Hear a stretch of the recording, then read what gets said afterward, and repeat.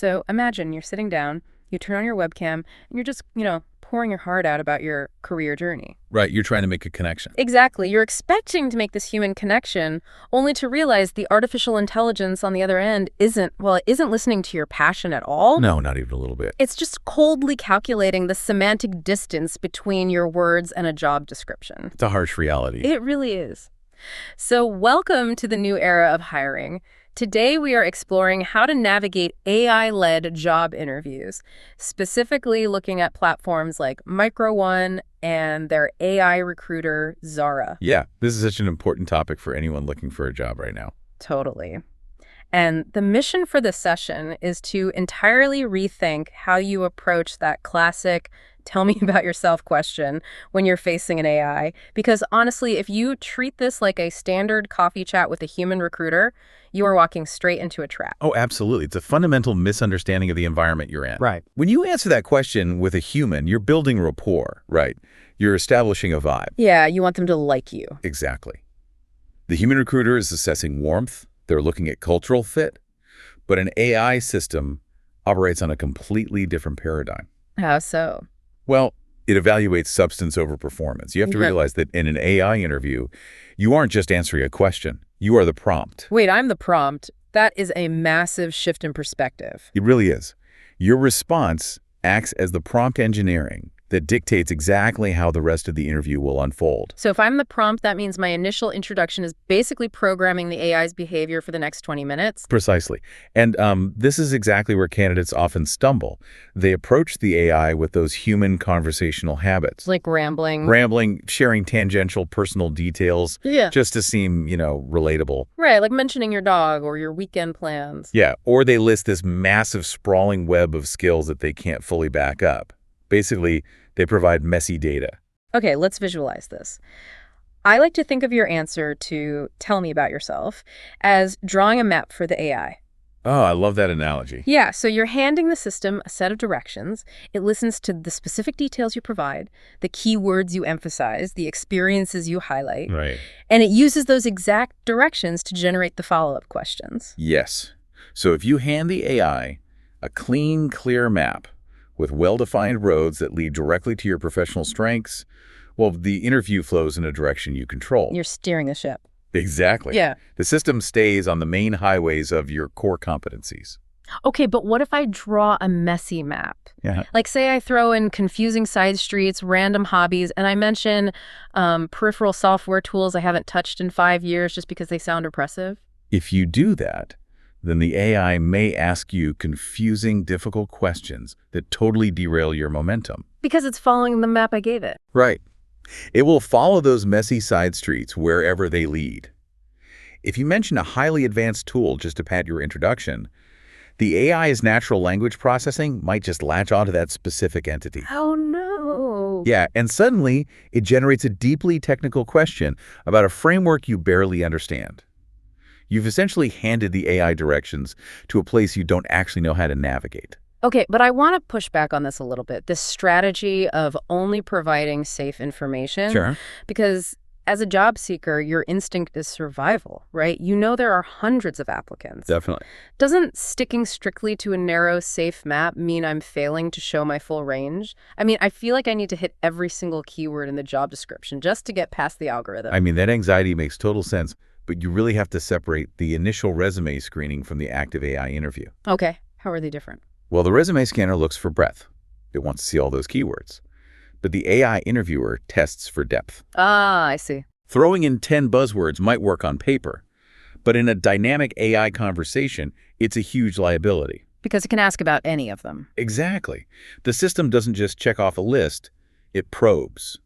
It seeks to validate the structural integrity of your claims. You really should only mention skills and experiences you are fully prepared to explain in deep, step-by-step detail. So the rule is basically don't draw a road on the map unless you are perfectly ready to drive down it under heavy scrutiny. Keep the map clean. Keep the directions safe. Only feed the AI information that you actively want to be tested on. That makes a lot of sense. So that covers what to feed the AI. Let's look at the actual mechanism of how the AI processes those words in real time. Yeah, let's get into it. What is actually happening under the hood when I'm speaking? Broadly speaking, these AI systems evaluate communication, clarity, logical structure, and consistency. And they use a process called semantic matching. Okay, let's break that down without the jargon. Yeah. What does semantic matching actually mean for, the person sitting in front of the webcam? Semantic matching means the AI isn't just looking for a one-to-one exact keyword match. It translates your spoken sentences into data points vectors to measure how closely your experience maps to the logical requirements of the job. Wow. It's parsing your language for causality. When you describe a project, it looks for the action you took and the direct result of that action. It measures the semantic distance between your narrative and the core competencies the employer requested. And performing this highly structured verbal reasoning is incredibly difficult because of the psychological environment you're in. It's brutal. You're speaking into what's known as the feedback void. Yes, the feedback void is arguably the hardest part of the entire experience. Because we're so used to cues, right? Exactly. We are socially conditioned to rely on microexpressions. When you speak to a human, they nod, they smile, they offer a quick to encourage you. Right. And that validation regulates your pacing. But when you don't get that nod, the natural human instinct is to just fill the dead air. You start rambling because you're desperately searching for some sign of approval. Exactly. But with an AI, it's just a blinking recording light. I've seen some candidates note that platforms like Micro1's Zara can feel unnervingly neutral. Yeah, very useful. Like if you try to banter or if you challenge a hypothetical scenario, the system doesn't play along. It just sternly logs your response and moves on. Which is why you have to generate and maintain your own energy. Yeah. Because of that void, your physical and structural delivery requires intense discipline. Right, you can't rely on the other person to carry you. Exactly. And even minor technical details matter. For instance, keeping your eyes consistently on the camera lens rather than looking down at your notes can positively influence your evaluation in many AI interviews. Really? Just looking at the camera? Yeah, the system often tracks visual engagement metrics. Man, it sounds less like a conversation and much more like broadcasting a live, verbally delivered essay. That's a great way to put it. You're standing at a podium delivering an introduction, a thesis, supporting evidence, and a conclusion, all while staring unblinkingly into a camera lens. That is the reality of the format. And if you're delivering a verbal essay, you need a blueprint that the AI's natural language processing can easily parse. Okay, so blueprints. We all know the STAR method, right? Situation, task, action, result. The classic. It's the standard advice for behavioral questions. But I really want to understand why AI specifically craves this framework. Why is STAR so uniquely effective for an algorithm compared to a human? Because AI models are fundamentally prediction engines trained on logic trees. They look for chronological causality. Okay. The situation and task provide the context window. They define the boundaries of the problem. Right. Then the action is the variable you introduced, and the result is the measurable output. When you use the STAR method, you are perfectly aligning your speech patterns with the way the machine's neural network categorizes information. So you're making its job easier. Exactly. You remove the cognitive load of trying to parse a meandering, disjointed story. I say you're pre-formatting your data so the AI doesn't have to work hard to understand it. Exactly that. Now, there's another layer to this mentioned in our research called the 3S rule. Yes. Every answer should be specific, skills-focused, and supported with examples. That structure is vital, but there is a critical multiplier here. Quantifiable metrics. Numbers. AI algorithms heavily weight numerical data because it provides concrete facts to measure. Saying, I improved the reporting process is a vague sentiment. Yeah, it doesn't mean much. But saying, I built a Python script that reduced monthly reporting time by 92%, saving roughly 200 hours a year, well, that gives the AI hard data to lock onto. Okay, I have to stop right here and give a massive flashing warning label to everyone listening. Oh, please do. You must never invent numbers. Never. Do not fake your metrics. Do not exaggerate your achievements just to give the AI a number to chew on. Total honesty is absolutely non-negotiable. And it's not just a moral imperative. It's a technical. Because it'll catch you. Yes. Yeah. If you fabricate a metric, you're setting a trap for yourself. If you claim a 92% reduction in processing time, the AI may ask a highly specific, probing follow-up question about the exact architecture of that Python script and how you resolve the bottlenecks. And if you made it up. If you don't actually know, your logic will collapse. Yeah. The system is specifically designed to detect inconsistencies in reasoning. Oof. Okay, so real numbers, real achievements mapped onto a clear structure. Right. But what about the vocabulary? If the AI is doing semantic matching, should I be actively using the exact phrasing from the job description? Yes, absolutely, but it has to be integrated naturally. Like, don't just read the list. Right. If the job description emphasizes cross-functional stakeholder management, don't just casually say you're good at working with different teams. Use the actual words. Use the phrase cross-functional stakeholder management. You want to minimize the semantic distance between your answer and their prompt. Okay, but this sounds incredibly rigid. I know, it can feel that way. If I'm using the STAR method and I'm injecting specific job description keywords and rigidly structuring my sentences to satisfy an NLP algorithm, aren't I going to sound like a robot? That's the fear. Isn't the AI going to penalize me for sounding like I'm reading a script? It absolutely will penalize you if you're just reading a script. Okay. Audio analysis can detect perfectly memorized, stiffly read speech. It analyzes your cadence, your pauses, your syntax. So how do you balance it? The goal is to internalize the structural framework, not memorize a script word for word. You want the logic of your argument to be airtight while your vocal delivery remains conversational and authentic. That makes sense. You're delivering structured data, but you're delivering it with a human voice. Let's move from theory to practice.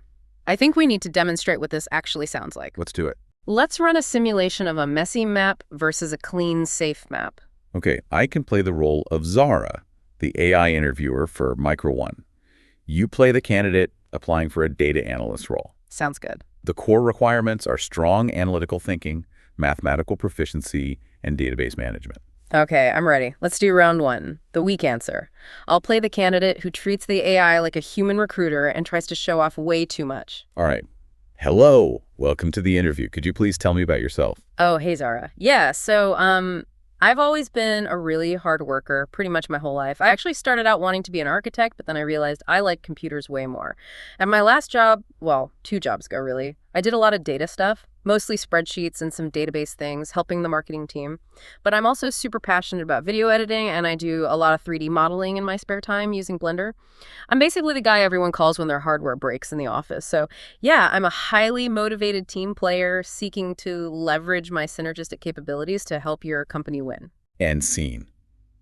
Okay, let's deconstruct why that answer would score poorly and potentially sabotage the rest of the interview. Wow, just saying it out loud felt chaotic. Right. It was a complete spider web of unrelated threads. It was the ultimate messy map. I mean, you started with a meandering personal history about wanting to be an architect. Which has nothing to do with data. Exactly. Yeah. The AI's semantic engine cannot map that to a data analyst requirement. It just wastes valuable time. Yeah. Then you use generic phrasing like data stuff and spreadsheet things without offering a single quantifiable metric or specific tool. I was very vague. You gave the AI no firm data to grasp. And then I intentionally threw in the trap the unrelated skills, video editing, 3D modeling, fixing broken hardware. Yeah, that's where you lose control of the interview entirely. You gave the AI too many conflicting paths to follow. Based on that introduction, the NLP model might weigh your technical skills and generate its next question about 3D modeling rendering software,